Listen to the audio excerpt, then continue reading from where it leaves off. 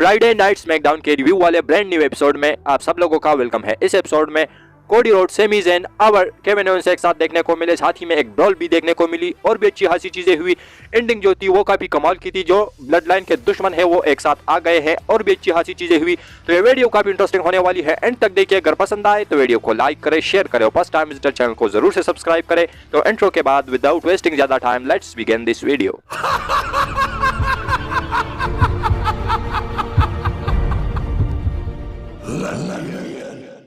सबसे पहले जो शो की स्टार्टिंग है वो हमें देखने को मिलती है कोडी रोड्स के साथ। कोडी रोड्स रिंग के अंदर आते हैं और कोडी के नाम के काफी तगड़े चैंट्स जो है वो क्राउड कर रही थी। उसके बाद वो कहते हैं कि मैं रोमन रेंस के बारे में बात करूंगा। रोमन रेंस के बारे में बात यही करूंगा कि वो आज स्मैकडाउन के ऊपर नहीं है, और आज तो सिर्फ वो स्मैकडाउन के ऊपर नहीं है लेकिन रेसलमेनिया के बाद वो WWE में नहीं रहेगा, क्योंकि मैं उसे वो अनडिस्प्यूटेड चैंपियनशिप लेने वाला हूँ। इसके बाद वो बात करते हैं केविन ओवेंस के बारे में। केविन ओवेंस को बुलाते हैं रिंग के अंदर, उसको कहते हैं कि सेमी ज़ैन तेरे साथ आना चाहता है और तू भी उसके साथ हो जा। जिस पर सेमी ज़ैन की एंट्री होती है वो आता है और सेमी ज़ैन कहते हैं कि मेरा दुश्मन, तुम्हारा दुश्मन, कोडी का दुश्मन, हम सब लोगों का दुश्मन एक ही है और अकेले अकेले हम सब लोगों का काम नहीं है, इसलिए हमें मिलकर काम करना चाहिए और तुमको मेरे साथ आना होगा। भले ही हम अच्छे दोस्त नहीं बन सकते लेकिन एक यूनिट तो बन सकते हैं और ब्लड लाइन को डिस्ट्रॉय करेंगे। जिस पर जो केविन ओवेंस है वो कहते हैं कि बिल्कुल भी नहीं, जो बंदा मेरा अच्छा दोस्त नहीं बन सकता तो मैं उसके साथ क्या टीम अप करूंगा, और वहां पर माइक ड्रॉप के वहां से चले जाते हैं। तो आज फिर हम लोगों को उल्लू बना दिया WWE ने। क्यों? क्योंकि कोडी रोड ने बता दिया कि रोमन रेंस शो के ऊपर नहीं है और सबसे तगड़ा मैच रेसलमेनिया वाला, जिसको WWE नाइट 2 के मेन इवेंट में डालने वाली है, और वो भी दो टाइटल के लिए। और यहाँ पर भी आज रोमन रेंस नहीं थे। हाइप के नाम पर हमें सिर्फ एक दो वर्ड्स देखने को मिले, सुनने को मिले कोडी रोड के मुंह से कि रोमन रेंस को हराने वाले हैं, और बाकी रोमन रेंस भाई साहब अलग ही चौड़ में है। रोमन रेंस आते नहीं शो के ऊपर, तो हाइप के नाम पर हमें आज कुछ यही देखने को मिला रोमन रेंस और कोडी रोड के फ्यूड में। तो बिल्कुल ही डिसअपॉइंट हूं मैं इस मैच को लेकर। क्यों? क्योंकि WWE ने हाइप के नाम पर कुछ भी नहीं दिखाया और सिर्फ यही दिखाया कि कोडी रोड ने यह कहा कि मैं रोमन रेंस को डिथ्रोन करूंगा रेसलमेनिया के अंदर। ये क्या बात हुई?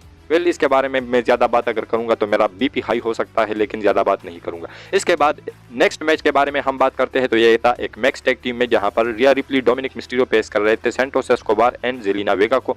ये मैच काफ़ी कमाल का एक ज़बरदस्त मैच था। एक मैच के दरमियान हमें एक ऐसी चीज़ भी देखने को मिली जहां पर जेलिना वेगा ने डोमिनिक मिस्टीरियो को मारा। उसकी बाद हमें जेलिना वेगा की तरफ से तगड़ी परफॉर्मेंस देखने को मिली। लेकिन बात करें इस मैच की एंड मोमेंट की, तो एंड मोमेंट में जो रिया रिप्ली है उन्होंने अपना फिनिशर रिपटाइट लगाकर इस मैच में विक्ट्री अर्न की। उसके बाद डोमिनिक मिस्टीरियो माइक लेते हैं और अपने पिताजी रे मिस्टीरियो को बुलाते हैं। रे मिस्टीरियो आते हैं रिंग के अंदर और उससे कहते हैं कि तू मुझसे डर रहा है, इसलिए तू मैच के लिए हाँ नहीं कर रहा, ये हो रहा है, वो हो रहा है। और जो रे मिस्टीरियो है वो बिल्कुल चुपचाप खड़े थे। उसके बाद वो माइक लेते हैं और कहते हैं कि मैं तुम्हारी सारी बातें सुन रहा हूँ, ये नहीं कि मैं तुमको इग्नोर कर रहा हूँ, बल्कि यूँ तो कह रहा है कि मेरे बाप ने मैं बर्थडे मिस की है, पार्टीज मिस की है, क्रिसमस मिस की है, तो सिर्फ इसी वजह से ताकि तुम लोग एक अच्छी ज़िंदगी गुजार सको, तुम लोग अच्छे कपड़े पहन सको, लंबी लंबी गाड़ी में घूम सको, इसलिए मैं WWE के अंदर था और पैसे कमा रहा था, तो मैंने सारी ये जो चीज़ें हैं वो मिस की है। और बात रही डरने की, तो अगर तुम्हारी जगह यहाँ पर कोई दूसरा बंदा होता तो मैं उसकी धज्जियाँ उड़ा लेता, लेकिन तू मेरा बेटा है और मैं तुझसे बिल्कुल भी नहीं लड़ूंगा। और माइक ड्रॉप करके वहां से चले जाते हैं। यहाँ पर भी जो स्टोरी लाइन है वो ऐसी ही चल रही है। रेसलमेनिया से एक घंटे पहले WWE ऑफिशियल कर लेगी और मैच बन जाएगा, रेसलमेनिया के लिए बाप बैठेगा।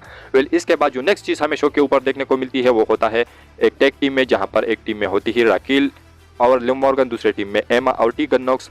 ये मैच काफी कमाल का एक जबरदस्त मैच था। बात करें इस मैच की एंड मोमेंट की, तो एंड मोमेंट में जो राकेल और लिव मॉर्गन की टीम है वो इस मैच में विक्ट्री अर्न कर लेते हैं। और ये मैच इसी वजह से था कि WWE प्लान कर रही है रेसलमेनिया में एक फेटल 4-वे वुमेन टैग टीम मैच, जहां के लिए राकेल और लिव मॉर्गन ने क्वालिफाई कर लिया है। और आगे देखेंगे कि और इसमें कौन कौन सी टीमें जो है वो ऐड हो सकती है। इसके बाद जो नेक्स्ट चीज़ हमें शो के ऊपर देखने को मिलती है वो होता है शॉर्लेट फ्लेयर का रिंग के अंदर आना। वो रिंग के अंदर आती है और कहती है कि मैं चैंपियन हूँ, मैंने ये किया है, वो किया है। इसके बाद रिया रिप्ली को बुलाती है, वो भी आती है, डोमिनिक मिस्टीरियो उसके साथ होते हैं।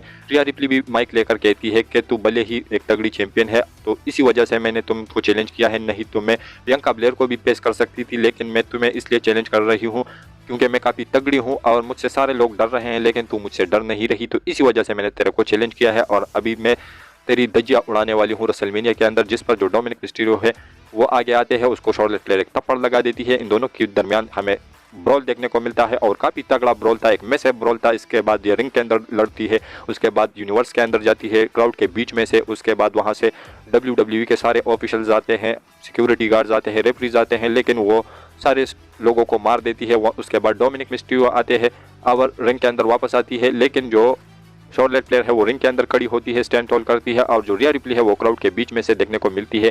और एक तगड़ा जो ब्रॉल है, एक मैसिव ब्रॉल यहाँ पर हमें देखने को मिला इन दोनों सुपरस्टार के दरमियान। इसके बाद जो नेक्स्ट चीज हमें शो के ऊपर देखने को मिली वो था LA Knight versus Xavier Woods के दरमियान एक सिंगल्स मैच, और ये भी एक वाहियात सा मैच था। पता नहीं WWE ने किस बिहाफ पे बनाया, लेकिन बात करें अगर हम इस मैच की तो यहाँ पर जो जेवियर वुड्स है उन्होंने LA नाइट को हरा दिया इस मैच के अंदर। उसके बाद LA नाइट बैक स्टेज पर जाते हैं, वहाँ से रे मिस्टीरियो के साथ थोड़ी बहसबाजी करता है, वो भी मुक्का लगा देते हैं और WWE ने अगले वीक के लिए LA Knight versus Rey Mysterio का जो मैच है वो कंफर्म कर लिया है। इसके बाद जो नेक्स्ट चीज़ हमें शो के ऊपर देखने को मिलती है वो काफ़ी कमाल की चीज़ होती है, और यह होता है नंबर 1 कंटेंडरशिप का मैच, जहां पर ड्रू मैकिंटायर और शेमस एक दूसरे को पेश करते हैं। ये मैच काफ़ी कमाल का एक औसम सा मैच था।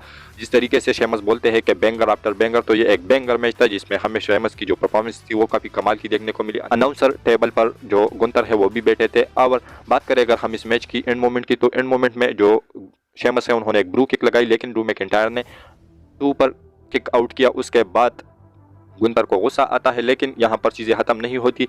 उसके बाद ड्रू मैकिंटायर क्लेमोर लगा देते हैं और शेमस एक ब्रू किक, दोनों रिंग के अंदर पड़े होते हैं, डेयर हो जाते हैं और जो रेफरी है वो 10 तक काउंट करता है और डबल काउंट आउट के जरिए से ये मैच खत्म हो जाता है, यानी ड्रा हुआ, टाई हुआ ये मैच। उसके बाद गुंतर और उसके जो 2 टीम मेंबर है वो भी आते हैं और अटैक करते हैं शेमस और ड्रू मैकिंटायर पर काफ़ी तगड़े तरीके से। और जैसे ही वो जाने लगते हैं तभी जो टाइटन स्क्रीन है उसके ऊपर एडम पेयर्स अपेयर होते हैं। वो कहते हैं कि गुंतर तूने बहुत बड़ी गलती कर ली है, क्योंकि तूने इन दोनों के ऊपर अटैक किया, अब तू इन दोनों को पेश करेगा और आईसी टाइटल को इन दोनों के अगेंस्ट ही डिफेंड करेगा रेसलमेनिया 39 के अंदर। और WWE ने ऑफिशियली इस मैच को भी कंफर्म कर लिया है, जहां पर Gunther versus Drew McIntyre versus Sheamus होने वाला है रेसलमेनिया के अंदर आईसी टाइटल के लिए। तो ये एक बैंगर मैच होने वाला है रेसलिंग वाइज, इसके लिए मैं काफ़ी ज़्यादा एक्साइटेड हूँ। इसके बाद जो नेक्स्ट चीज़ हमें शो के ऊपर देखने को मिलती है वो होता है मेन इवेंट, जहाँ पर जे उसो रिंग के अंदर आते हैं और जैसे ही वो कुछ कहने वाले होते हैं वहाँ से सेमी ज़ेन आते हैं और जो सेमी ज़ेन है वो कहते हैं कि मुझे पता है कि यहाँ पर तुम मेरे खिलाफ ही कुछ बोलने वाला है, लेकिन जो मैं अब तुम्हारे सामने हूँ, जो भी कुछ बोलना है मेरे फेस पे बोल दे। जिस पर जो जे उसो है वो माइक लेते हैं और कहते हैं कि सारी ब्लड लाइन ने तुम्हारे ऊपर विश्वास किया, जिमी उसो ने किया, पॉल हेमन ने किया, सोलो ने किया, रोमन रेंज ने भी किया, लेकिन मैंने नहीं किया। जब लास्ट में मैंने तुम्हारे ऊपर विश्वास किया तो मेरे विश्वास को तूने तोड़ा और तूने रोमन रेंज के ऊपर अटैक किया, तो अब मैं तुम्हारी धज्जियाँ उड़ाने वाला हूँ। जिस पर जो सेमी ज़ेन है वो कहते हैं कि मुझे पता है कि तू क्यों गुस्सा है, तू इस वजह से नहीं गुस्सा कि मैंने बिट्रेल किया रोमन रेंज को, और रोमन रेंज की वजह से तू गुस्सा है मेरे ऊपर। तू इस बात पर गुस्सा है क्योंकि तू रोमन रेंज के तलवे चाटने वाला बंदा था, तू उसके साथ घूमता फिरता था और तुम्हारे दिल में उसके लिए काफ़ी नफरत थी। तो तू चाहता था कि मैं रोमन रेंज को बिट्रेल करूं। जिस तरीके से मैंने रॉयल रंबल के अंदर रोमन रेंज को चेयर शॉट लगाया, तो तू ये चेयर शॉट लगाना चाहता था और तेरे से मैंने पहले कर लिया, तो इस बात पर तू गुस्सा है और इसी वजह से तूने मेरे ऊपर टर्न किया। जिस पर जे उसो है उसको काफ़ी गुस्सा आता है, वो अटैक कर देते हैं सेमी ज़ेन के ऊपर काफ़ी तगड़े तरीके से। लेकिन जैसे ही जो सेमी ज़ेन है वो थोड़ी बारी पड़ते हैं, तभी जिमी उसो भी रिंग के अंदर आते हैं और ये दोनों जो है वो सेमी ज़ेन को टिकाने लगा देते हैं, क्योंकि एक चेयर शॉट भी लगा देते हैं सर के ऊपर सेमी ज़ेन के जे उसो। लेकिन Kevin Owens out of nowhere आते हैं। सबसे पहले तो वो जे उसो को नीचे ही टिकाने लगा देते हैं, उसके बाद रिंग के अंदर आते हैं और जिमी उसो को भी एक स्टनर हिट कर देते हैं।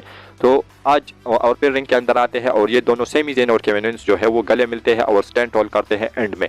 तो जो केविन ओवेंस और सेमी ज़ेन है वो दोनों सेम पेज के ऊपर आ गए हैं और ये काफ़ी कमाल की चीज़ मुझे लगी आज की स्मैकडाउन से कि WWE ने आखिरकार इन दोनों को एक साथ दिखा दिया। और इस चीज़ को बैक स्टेज से कोडी रोड भी देख रहे थे, वो काफ़ी खुश थे इस चीज़ को देखकर।